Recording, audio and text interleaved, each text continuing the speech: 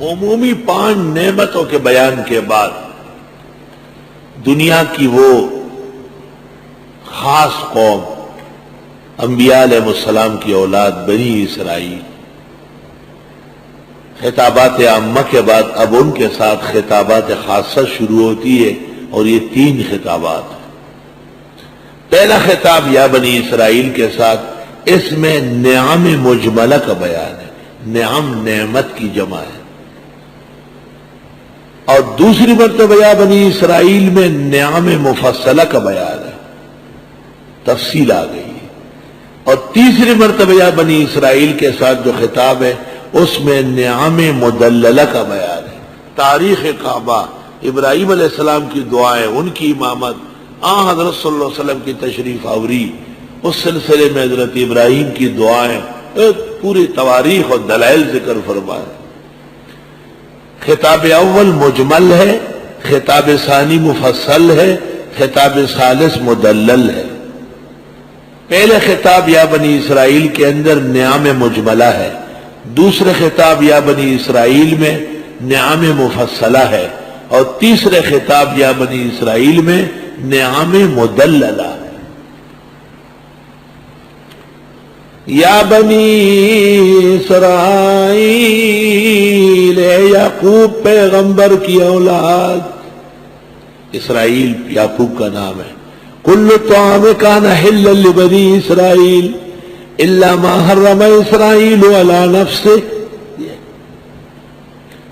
اسرائیل یعقوب نام ہے، اسرائیل لقب ہے، یا اسرائیل نام ہے، یعقوب لقب ہے، قولان مشہوران لأہل التفسیر والتاریخ۔ ابراہیم حضرت یعقوب علیہ السلام پوتے ہیں ابراہیم علیہ السلام کے، حضرت کے بیٹے اسحاق کا بیٹا یعقوب ہے، یعقوب کے 12 بیٹے ہیں، اس لیے اسرائیلیوں میں 12 فرقے بنے ہیں، اور چونکہ شیعہ مذہب یہود سے نکلا ہے، شیعوں کی معتبر کتاب رجال کشی جلد 2 صفحہ 264،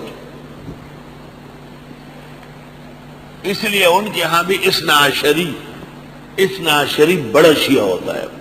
اثنا عشری، یہ اثنا عشرہ کیا ہے؟ یہود کے 12 قبیلے ہیں۔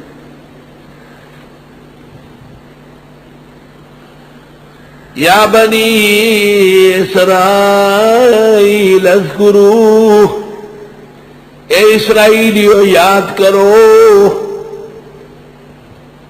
نعمتی میرے احسانات کو۔ نعمت میں مصدر کے معنی میں لے لیا، اس لیے اردو میں ترجمہ جمع کے ساتھ مناسب ہے۔ التی، وہ نعمتیں، انعمت علیکم، جو میں نے نعمتیں کی تھی تم پر۔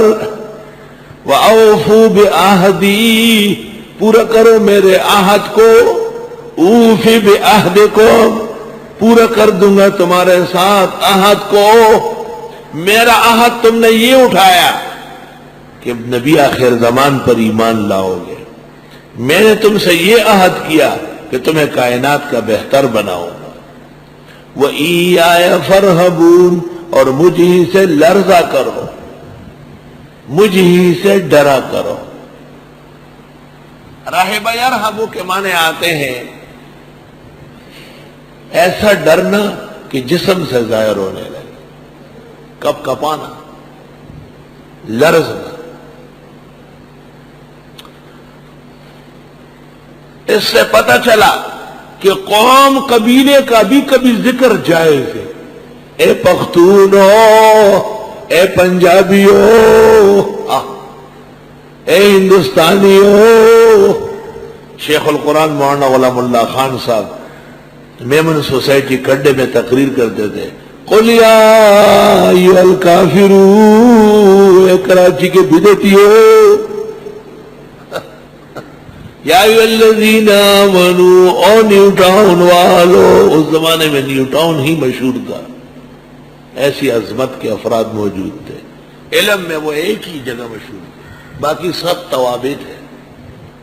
وَآمِنُوا، اور اسرائیلیوں ایمان لاؤ، بما انزلت، اس وحی پر جو میں نے اتاری، مصدقا لما معکم، اور وہ وحی تصدیق کر رہی ہے تمہارے ساتھ کے شرائع کی۔ ذرا توجہ دیا کرو، اپنے اوپر نیند نہ سوار کرو نہ غفلت۔ مسجد میں بیٹھ کر قرآن میں داخل ہو کے بھی نہ سمجھے تو کوئی خطرہ ہے کہ اسرائیلی نہ بنو۔ یہی تو بد نصیب تھے وہ کہ انبیاء کی اولاد تھی اور جتنے کو تھی وہ تھی انکل ہوتی۔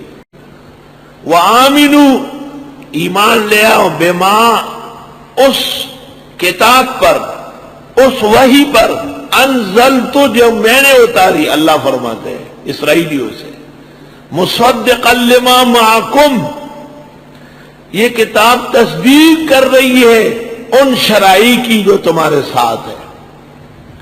ایک تفسیر یہ ہے مصدقا، دوسری تفسیر یہ ہے مصدقا، اس کتاب کی تصدیق تمہاری شریعتیں کر چکی ہے پہلے، تمہاری کتابوں میں یہ موجود ہے کہ نبی آخر زمان آئیں گے، اور مقامات تک متعین ہو چکی ہے، زبان تک معلوم ہے۔ وَلَا تَكُونُوا، اور مت بنو، اول کافر بھی، پہلے پہلے کفر کرنے والے اس کے ساتھ۔ تم ابھی مخاطب ہو، دین آ رہا ہے، قرآن نازل ہو رہا ہے، تم انکار کرو گے تو اول کافر ہو گے۔ تمہارا زمانہ ہی اول ہے قرآن کے سامنے، یہ نہیں کہ اول کافر نہ ہو دوسرے درجے کا بن جاؤ، نہ نہ، نفی تام ہے بالکل، کلام فصیح کی فصاحت کا انکار نہ کیا جائے۔ وَلَا تَشْتَرُوا بِآيَاتِي ثَمَنًا قَلِيلًا، لینا نہیں میری آیتوں پر قیمت تھوڑی بھی، 5 روپے 10 روپے بھی کوئی لیتا ہے، وہ طالبہ بیکار، 200 روپے 500 روپے، ثمن قلیل منع ہے، کثیر منع نہیں ہے۔ اور مت لو میری آیتوں پر قیمت تھوڑی، متاع الدنیا قلیل، یہ پوری دنیا بھی قرآن کی ایک آیت کے سامنے قلیل ہے، کوئی معنی نہیں رکھتی۔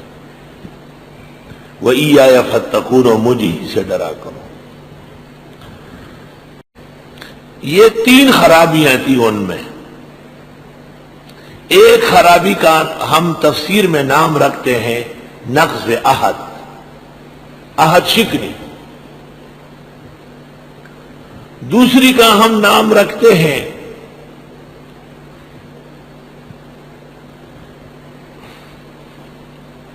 اشتراب الدین، اور تیسری کا نام رکھتے ہیں کتمان حق۔ اشتراب الدین کو آپ کہیں ترک عمل۔ پہلی خرابی جو اسرائیلیوں میں تھی وہ نقض عہد کی تھی، دوسری خرابی جو ان میں آ گئی وہ ترک عمل کی، اور تیسری ان میں کتمان حق، حق چھپاتے تھے، صاف بات نہیں کرتے تھے۔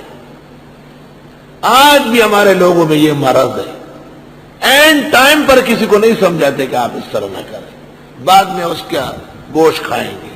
اور ٹائم پہ کہو، شاگرد کو بھی کہو، دوست کو بھی کہو کہ ہاں آپ کی شان کے لائق نہیں، یہ مناسب بات نہیں۔ یہ اسرائیلیات اب بھی لوگوں میں پائی جاتی۔